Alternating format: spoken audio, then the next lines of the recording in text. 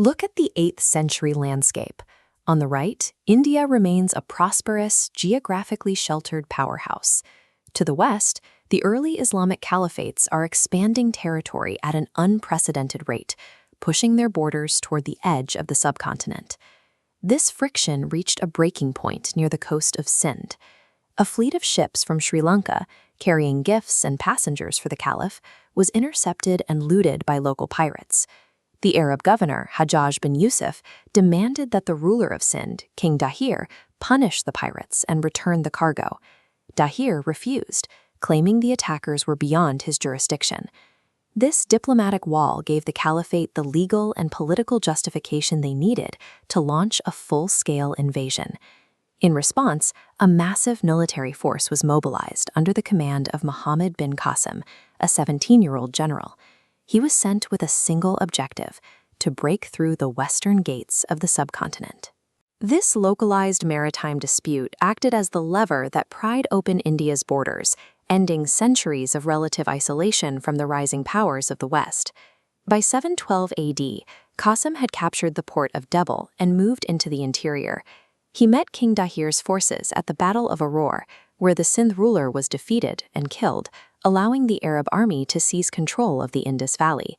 The new administration established a permanent presence by implementing the jizya tax, a financial levy applied to the non-Muslim population of the conquered territories. Beyond taxes and territory, the invasion opened a massive intellectual corridor. Highly advanced Indian concepts in mathematics and astronomy, including the works of Brahmagupta, flowed into the Arab world and were translated into Arabic. Despite this foothold, the map shows Arab expansion stopped at the edge of the desert. Inland dynasties mobilized a defense that prevented the invaders from pushing interior. This created a 300-year stalemate, preventing a total conquest. By the 11th century, the threat shifted.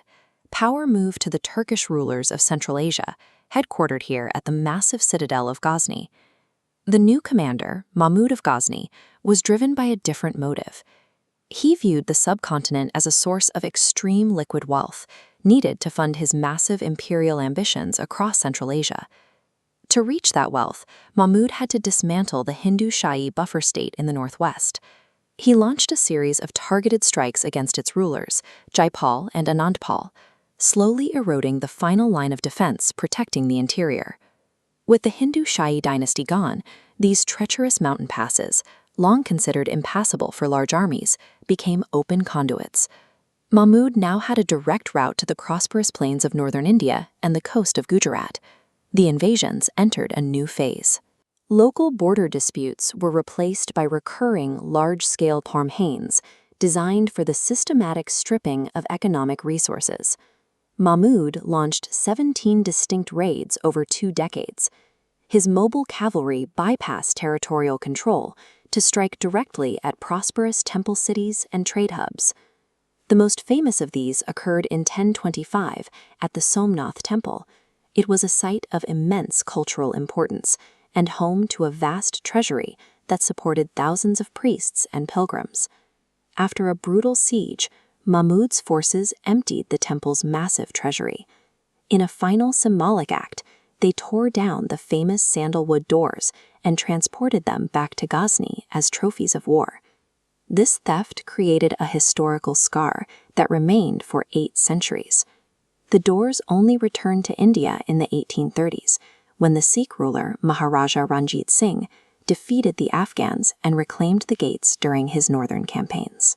Mahmud's raids proved a harsh strategic reality. Once the border was breached, the wealth of the interior was highly vulnerable to rapid, unified military strikes. Mahmud left behind a conflicted legacy. In the Islamic world, he was viewed as a legendary conqueror who brought home enough gold to build a world-class capital. In the subcontinent, he was remembered as a force of destruction who repeatedly stripped away the region's prosperity. The true impact of these campaigns went beyond the stolen gold. They effectively ended the perception of the Indian subcontinent as an impenetrable geographic fortress.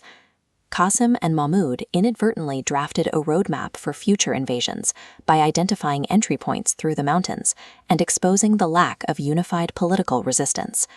For now, the threat remained temporary. These early invaders extracted wealth, and returned to their own seats of power rather than building a permanent local administration. But the locks on the frontier were broken.